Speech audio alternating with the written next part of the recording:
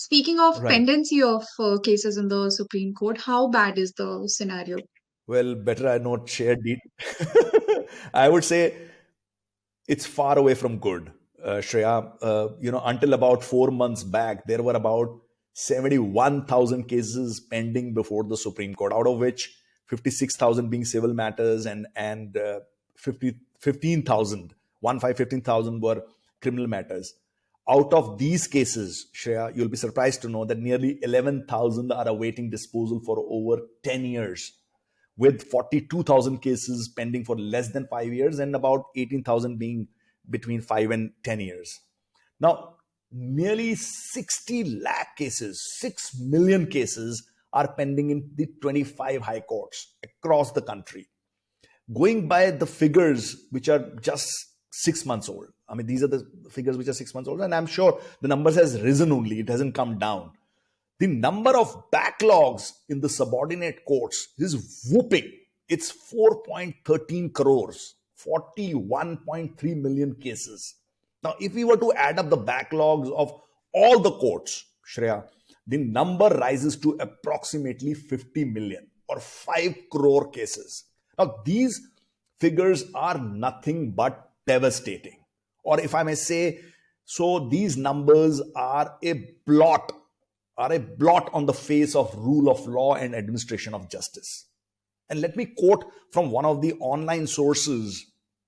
In 2018, Niti Aayog had brought out a strategy paper where it was concluded that at the then prevailing rate, beg your pardon, of 2018 of disposal of cases in our courts, it would take more than 324 years to clear the backlog. Can you believe it?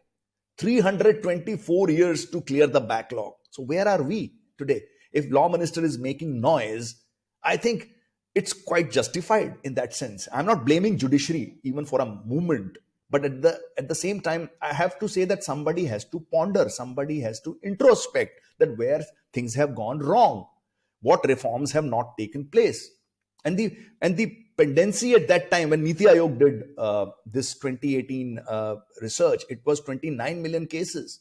Now, cases that had been in courts for more than 30 years, numbered about 66,000 in December 2018. By January 2021, it had risen to more than 60%, to 1 lakh plus cases pending for more than 30 years. So it is definitely a horrific, terrible scenario. Now, what do these facts and statistics demonstrate? I mean, it demonstrates something is seriously wrong, as I just pointed out somewhere, and we must acknowledge it with all honesty, candidness, and magnanimity. Judiciary won't become small if it was to acknowledge that where we all have gone wrong. We won't become small by this sincere confession.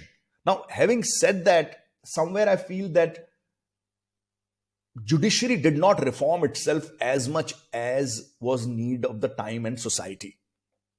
The judiciary cannot survive in vacuum. It must change and recast itself, so as to meet the changing norms and values of the society, changing needs of the society. Now, lack of reforms have stifled growth because separation of powers is there in India, and it is not a model which is watertight. So I mean, it has a system of checks and balances as well. So I think somewhere we have missed out something, and which we need to identify. Please remember to subscribe to us and switch on the notifications for this channel. For our other social media links, more content, and to support our work, please visit citti.net. Dhanyavad. Namaskar.